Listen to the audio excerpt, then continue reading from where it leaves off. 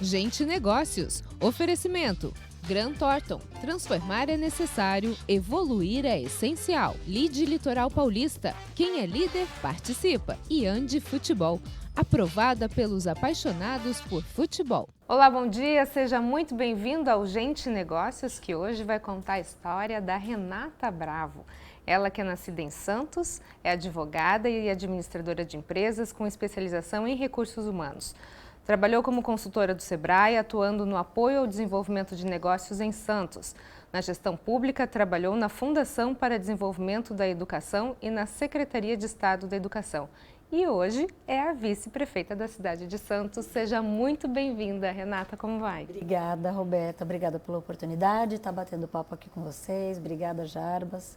É sempre um prazer estar aqui conversando e podendo apresentar o nosso trabalho. Convidada de peso, né, Jarbas? Como vai? Peso, seja bem-vindo. E com uma grande liderança feminina da região, com um histórico muito bacana, tanto na parte de desenvolvimento do município, quanto na parte social também. Acho que vamos ter um bate-papo muito bacana hoje com a Renata. Isso aí, Renata, vamos começar então falando sobre a sua atuação. A gente deu um currículo bastante extenso, ou seja, a sua atuação é muito abrangente.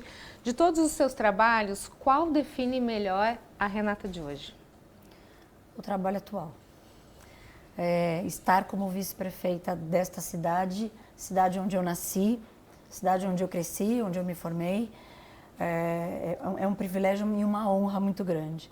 E sem a menor dúvida, o maior desafio profissional da minha vida. Toda a sua carreira até hoje, ela foi pautada nesse objetivo ou ele surgiu na caminhada, na trajetória? Esse espaço hoje surgiu na caminhada, né? Eu digo que há anos atrás, se alguém me falasse que eu estaria aqui hoje, eu via como uma possibilidade impossível de acontecer. Mas foi essa trajetória, esse conhecimento, essa dedicação ao serviço público que fez eu caminhar e fazer esse trajeto para estar aqui hoje. Agora, para a gente começar, né, Jarbas, antes de falar um pouquinho de quem é a Renata Bravo, vice-prefeita de Santos, tem uma Renata Bravo pessoa por trás dessa grande mulher. Eu não sei se você sabe, Jarbas, mas há muito tempo atrás eu soube que ela é bailarina. Inclusive algo que acaba desenvolvendo uma certa disciplina, né, Renata? Exato, e foi uma das minhas primeiras paixões na vida, a dança clássica, formada pelo Teatro Municipal de Santos. Eu pratiquei a dança clássica durante quase 20 anos. Lá atrás, cheguei a pensar em trilhar essa carreira de bailarina clássica, mas os caminhos não me levaram para isso. Mas tenho absoluta certeza que o que eu aprendi como disciplina, como persistência, como insistência nos movimentos, fazem com que isso me ajude a conduzir hoje essa minha carreira profissional. Eu acho que é isso. O esporte, a arte e a dança se reúnem os dois, né? Ele traz muita disciplina, o trabalho de equipe. Por mais que a bailarina dance sozinha, ela está dançando, mas tem um grupo dançando junto com ela. Se alguém trabalhar fora, isso atrapalha. Eu acho que na vida pública isso é muito importante, né? E um exemplo, Renato, que a gente vê, você é uma vice-prefeita atuante. A sua parceria com o Rogério é muito clara, né? Diferente de outras situações onde o vice-prefeito é eleito e depois fica esquecido no governo, né? E aqui em Santos a gente vê esse papel seu muito bacana junto com o prefeito Rogério Santos e uma parceria que vem dando bons resultados, né? Sem dúvida, e como você bem iniciou, faz parte para quem está na dança, para quem está no palco, ter um olhar lateral, assim, para que a gente possa acompanhar. Eu posso estar olhando para a plateia, mas eu consigo acompanhar o que está acontecendo aqui ao meu lado. E para estar hoje na gestão pública, a gente tem que ter, sim, um olhar diversificado para tudo, porque nos tempos em que a gente está vivendo, a gestão pública exige cada vez mais da pessoa que está lá ter um entendimento, não só, de maneira nenhuma dá para ser um especialista na área, porque você precisa ter um entendimento muito diversificado. Global, né? Global, um entendimento. A humanidade está mudando muito, né? E isso repercute nas decisões que o gestor público precisa ter para conduzir seu município. E é claro que eu também sou muito grata ao nosso prefeito, Rogério Santos, pela oportunidade desse trabalho, de trabalhar em parceria com ele. Se hoje eu estou ocupando esse espaço é porque ele não só me permitiu, mas também direcionou algumas ações que eu conduzisse. Agora, Renata, participar do Poder Executivo da cidade, acho que requer um pulso firme, né? Ainda mais quando a gente fala de uma mulher ocupando esse cargo. Sim. A pergunta é a seguinte, Renata, na sua infância, você tem outros irmãos? Tenho mais 3 irmãos. Você que mandava neles? Um pouco.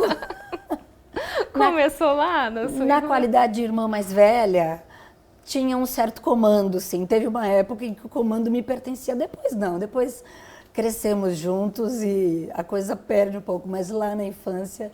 Eu estou brincando porque quando a gente fala de liderança, a gente fala, tem que ter algo a ser desenvolvido, mas também tem uma aptidão, né? Algo nato. A gente pode dizer que você nasceu com essa liderança? Eu atribuo essa liderança muito da formação que os meus pais deram para nós, né? Eles sempre promoveram essa independência.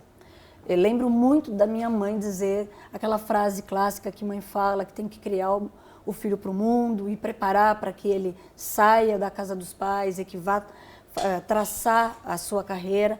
Então, essa sempre foi um percurso que minha mãe lá atrás... minha mãe hoje tem 80 anos, mas quando ela tinha 20 e poucos anos, ela saiu de Santos para ir fazer faculdade de matemática em São Paulo, foi morar num pensionato, e naquela época era algo que as mulheres não faziam, não era comum isso. Então ela teve o privilégio de ter essa experiência, dos meus avós terem permitido que ela saísse de casa, ainda solteira, fosse morar num pensionato, e isso deu a ela uma visão diferenciada e foi o que ela promoveu para os filhos.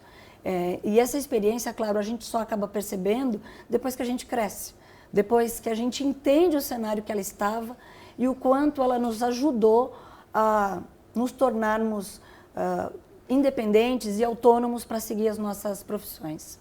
E, Renata, o que tem de semelhança e o que tem de diferença entre a Renata gestora pública e a Renata mãe?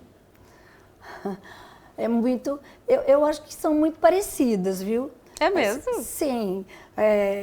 Eu sou uma pessoa que confesso que sou muito exigente.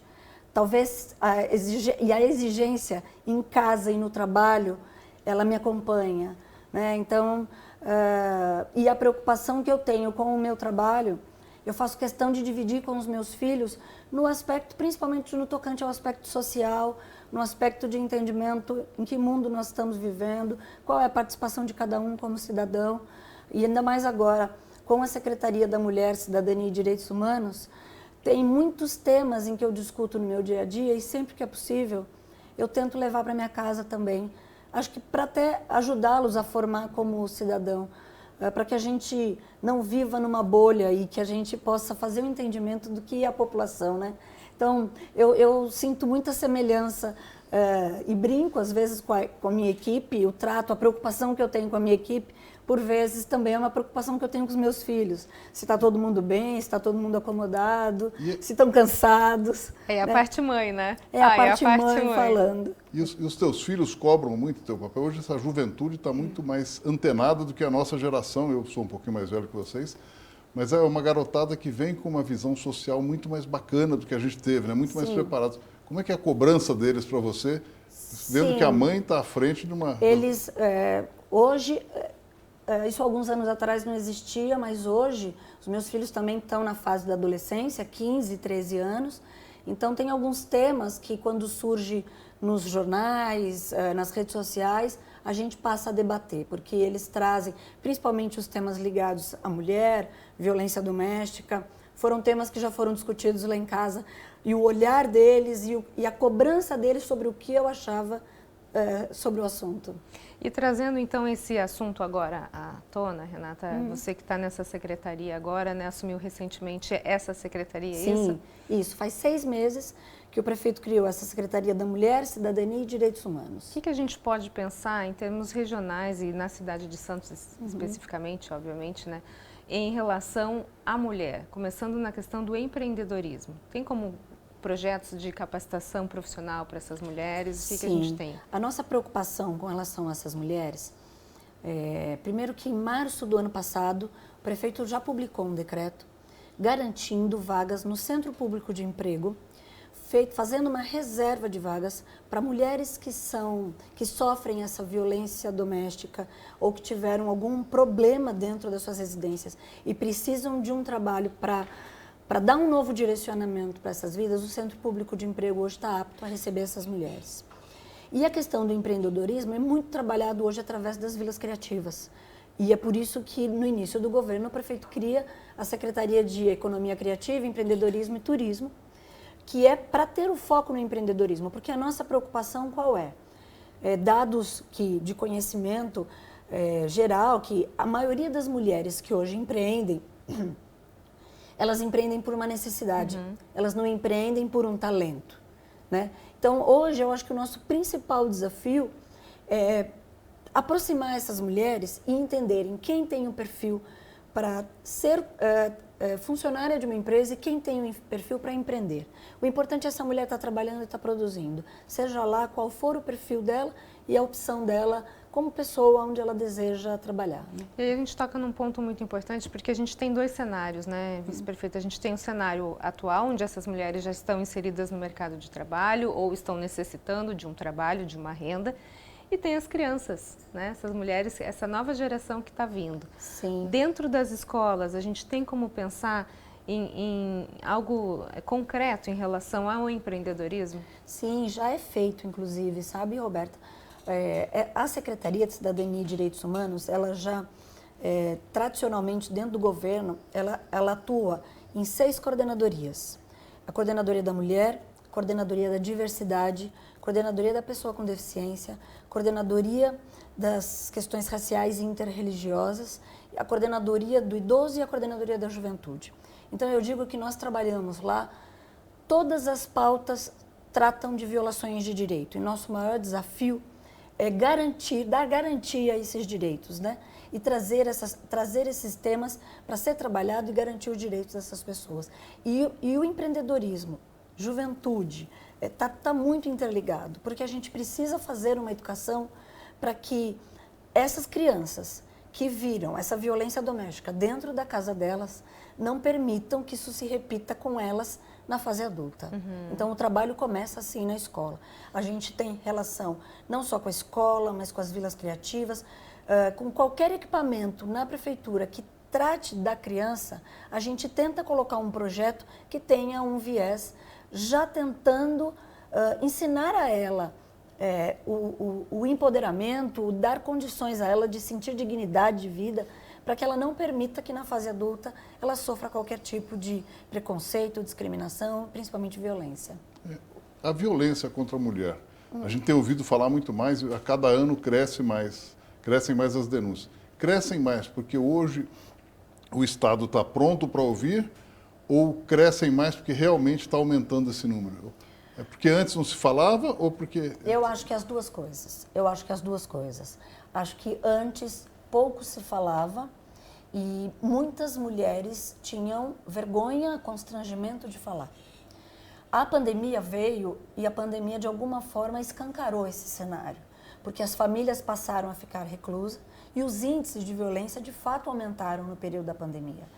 E me dá a impressão, ainda não é nada técnico, mas me dá a impressão de que a partir do momento que a pandemia traz e escancara esse cenário, e aí sim os veículos passam a noticiar mais, as mulheres se encorajaram mais a também fazer denúncias, porque elas passaram a perceber que não acontecia só na casa delas, que às vezes na vizinha estava acontecendo.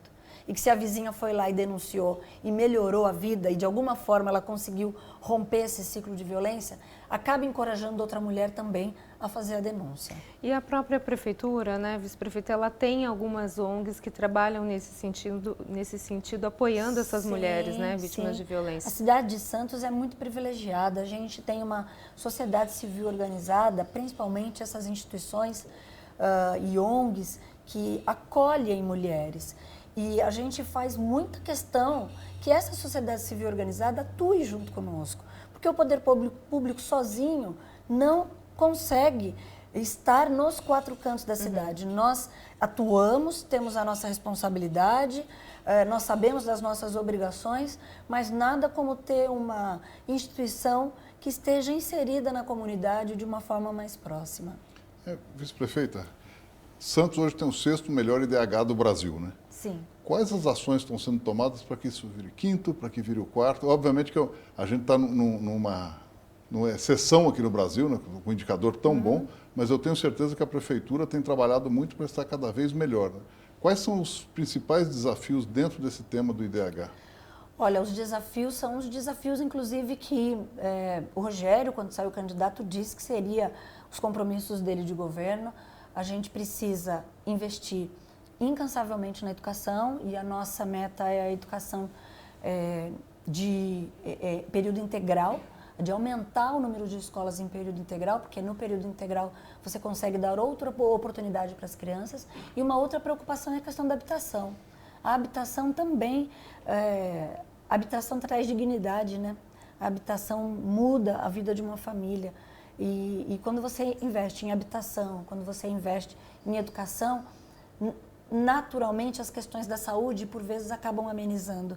Você, em termos de gestão pública, você investe de um lado e você sabe que isso vai repercutir numa outra área porque vai amenizar. A gente vai para um rápido intervalo e na sequência tem mais Gente Negócios para você. Não sai daí. Um minutinho. A gente volta já já. O que nos move, nos transporta para o futuro. Dinamismo para acompanhar as evoluções tecnológicas e os novos modelos de negócios. Dinamismo para inovar. Se superar as expectativas é importante para você, é importante para nós também. Oferecemos soluções completas para potencializar o crescimento sustentável do seu negócio e projetá-lo para o futuro. Esteja onde estiver, conte com a gente.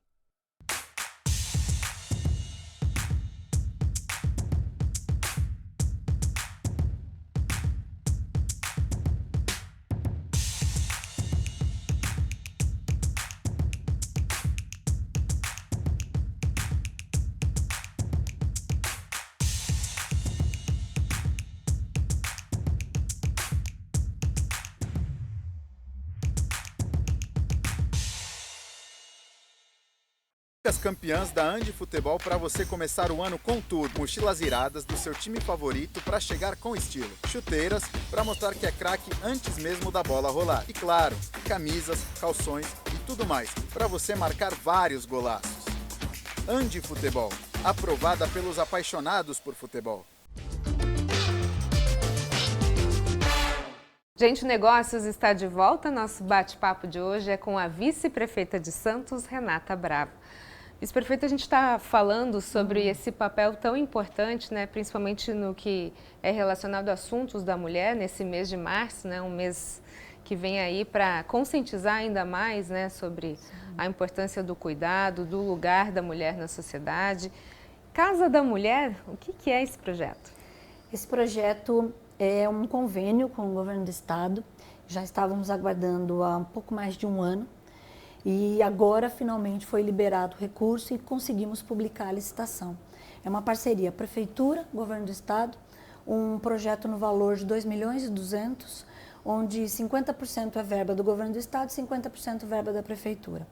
Então, nós vamos entrar em obra, vamos reformar um imóvel e a intenção do projeto é uma casa onde nós vamos conseguir oferecer assistência jurídica, assistência social e assistência psicológica para todas as mulheres, onde terá um espaço para empreendedorismo e para capacitação, um espaço para brinquedoteca, porque as crianças precisam ter um espaço para as mães poderem estar sendo capacitadas ou em atendimento, um espaço para cursos de gastronomia. Então, é um espaço da mulher e eu tenho absoluta certeza que vai ser um ponto de referência para que as mulheres possam ali se concentrar, fazer o debate da necessidade delas, porque a gente tem sempre a esperança que o debate que a gente está fazendo hoje, no ano que vem, ele já evolua e que traga mais questões, mas é importante dizer também que a casa não substitui nenhum serviço já existente hoje na cidade. Pelo contrário, a casa vai ser um ponto de ligação entre os serviços. E é um pouco do que preconiza o programa Pro Mulher que nós lançamos no ano passado, que é um programa que tem um olhar transversal em todas as secretarias de governo, porque temos mulheres em todas as secretarias, temos mulheres... Graças a Deus, né? Exatamente, e a ideia foi com que cada secretaria trouxesse o seu olhar para o grupo, daquilo que elas entendem da necessidade da mulher dentro da área da educação, dentro da área do desenvolvimento urbano, dentro da área do esporte, da cultura, da assistência social, da saúde. E montamos um grupo com 40 mulheres, um decreto também, então é um programa estabelecido dentro da prefeitura e que é um programa onde 40 mulheres hoje se reúnem mensalmente e a gente faz essa discussão. E não só fazer a discussão, mas o objetivo final é estabelecer políticas públicas para deixar um legado para que quando a nossa gestão encerre, a gente tenha efetivamente deixado algo que melhore a vida das pessoas. Quando a gente percebe assim, né, Jarbas, uma mulher ocupando um cargo tão importante na política, a gente sabe que existe toda uma trajetória, imagino que algumas lutas também, né, não desmerecendo os homens, em hipótese alguma, né, mas o que a gente vê, né, vice-prefeita, é que teve uma trajetória de luta, às vezes até de romper alguns preconceitos em relação a isso. Como é que foi o seu posicionamento nesse meio político? Teve alguma resistência ou não? Sim, Roberta, eu confesso que por vezes eu sou tão focada naquilo que eu tenho que fazer, que só depois que as coisas acontecem que eu percebo talvez um certo olhar diferente, uma certa reprovação. E, ao mesmo tempo, é importante dizer também que isso não pode nos brecar. Eu costumo não dar muito ibope a isso, né? A gente sabe o que acontece, a gente sabe que é uma triste realidade, e não só por mim, pelo cargo que eu estou, mas na realidade na vida de muitas mulheres que vão para as suas carreiras profissionais. Quando a gente fala que mulheres têm um salário menor do que homens, exercendo a mesma função, por que isso? Né? Quando a gente sabe que mulheres, quando passam por uma entrevista de trabalho, se falam que são novas ou recém-casadas, muitos empregadores acabam nem contratando na possibilidade delas engravidarem e ficarem afastadas. Isso é impressionante, mas ainda é pauta nos dias de hoje. Né? Então, eu não me prendo a isso, não dou muito ibope a essas questões, mas sim, preciso ser voz para essas mulheres que não estão em condição desigual. A gente estando na prefeitura, claro que o poder público tem isso, acho que nunca foi falado, mas o poder público tem esse benefício que o valor do cargo está estabelecido, seja nomeado homem ou mulher. Para quem for, né? Para quem for, o valor salarial é o mesmo, não há essa distinção. Mas na iniciativa privada a gente sabe que isso acontece. O que a gente percebe não é que tem que ter aquela guerra entre homens e mulheres, quem é melhor. Na verdade, são funções diferentes, né? A gente vê, por exemplo, um prefeito e uma vice-prefeita. Não tem receita melhor para complementar, o olhar é diferente. Sem dúvida. Né? Não tem como. A mulher, acho que para ter o espaço dela, ela não precisa se tornar um homem. Porque muitas mulheres, às vezes, se adequam, tem que ser, né? Tem que gritar, tem que falar. Sim. Não tem, você tem que ser você, né? A sua importância do jeito que você é. Essa é a sua grande característica. É possível ver isso na prefeitura? Sim, é possível ver isso na prefeitura, e eu acho que quando a gente começa esse movimento, muitos homens que trabalham comigo aderiram, quero colaborar. Quando você faz uma reunião, por exemplo, falando do tema, falando onde cada um pode, coloca as possibilidades onde cada um pode atuar, e você escuta um secretário dizer, puxa, na minha secretaria eu tenho esse formato, que olhar eu preciso ter para colaborar? Isso já é uma mudança, isso já é uma provocação para que as pessoas passem a ter um olhar diferente naquilo que a gente faz essa proposta. E eu me lembro bem, na nossa posse, 1º de janeiro de 2021, o prefeito fez um pronunciamento, eu fiz outro pronunciamento, e lá naquele momento eu já dizia, não estamos aqui para competir, estamos aqui para caminhar lado a lado. O homem sempre vai ter um olhar diferente da mulher, é fisiológico. Complementa, né? Complementa. E o trabalho da educação é nesse sentido, né? Hoje a gente precisa ter mulheres em cargos para servir de referência. A gente precisa trabalhar para uma sociedade que a gente não precise de referências, que a gente precise ter as melhores pessoas para aquele posto. independente de ser homem ou de ser Sim. mulher. Eu acho que a mulher tem conquistado esse espaço e a gente está vendo cada vez mais, apesar de precisar acelerar, mas é mais natural, né? O que a gente ainda não vê é para as minorias étnicas, né? Hoje são 56% da população, mas que nos cargos de liderança são muito poucos. Então, esse é um trabalho ainda, junto com esse trabalho de dar esse espaço para a mulher, eu acho que precisa também para as minorias. Né? Sim, exatamente. Em novembro do ano passado, mês da consciência negra, realizamos 2 feiras de afroempreendedorismo e tínhamos lá pessoas extremamente talentosas, que o que faltava era dar um espaço para poder apresentar o seu trabalho. Fizemos uma feira lá no Centro Histórico, na frente do Museu Pelé, fizemos uma outra feira no Teatro Municipal, aquele vão ali de baixo, onde estavam acontecendo também palestras no teatro, e é importante dar voz e dar espaço para eles, porque eles não podem se sentir à margem, eles fazem parte, eles pertencem, eles trazem uma história muito importante, eles carregam na vida deles a história do nosso país, e isso precisa ser forte para a gente, né, como incentivo. Então, e a gente entende que esse afastamento deles também é fruto de muito preconceito que eles já sofreram, mas a gente precisa vencer essas barreiras e dar cada vez mais espaço e dar voz a eles. Né? Empresas privadas com a igualdade de gênero, aí, homens e mulheres, têm um aumento de 26% no seu faturamento médio. E aquelas que são mais amplas, aí, com minorias étnicas, gênero também, 33%. Ou seja, não é só uma questão social, é uma questão econômica também. Então, a gente tem que ter olhos... E a nossa sociedade é isso, ainda mais a sociedade brasileira, que é uma sociedade onde todo mundo se dá bem, não tem segregação. É plural, né? Por que que a gente, no meio empresarial, é diferente, né? Então, a gente tem que trazer essa discussão e essa implementação. Sim. Mas, Jarbas, para nós, foi um ganho muito importante quando o prefeito, em janeiro de 21, cria a Coordenadoria da Diversidade. Nós não tínhamos, nós tínhamos uma associação que está hoje se transformando numa comissão municipal, mas hoje ter a Coordenadoria da Diversidade foi um ganho. É uma bandeira que a gente precisa também sair na defesa, porque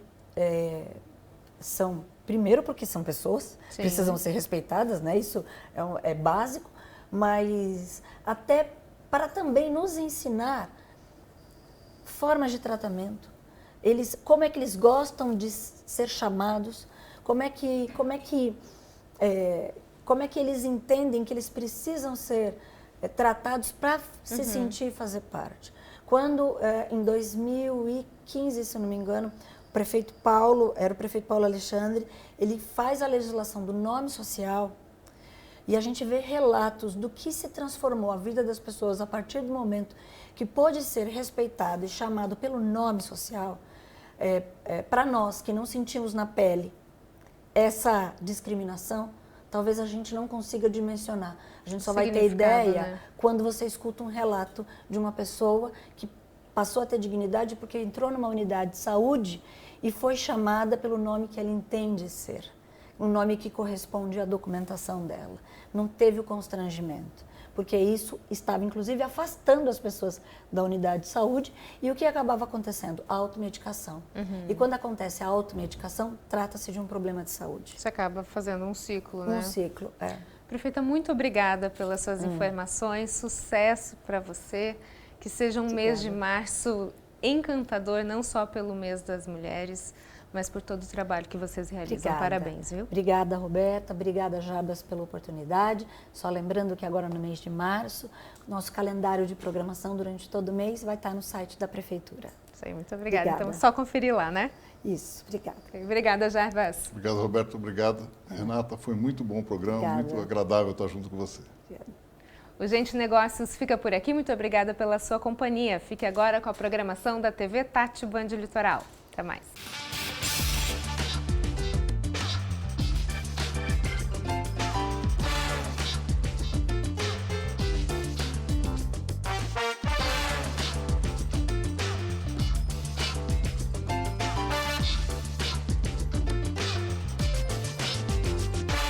Gente Negócios. Oferecimento.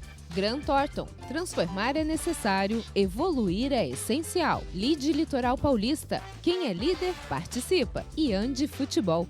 aprovada pelos apaixonados por futebol.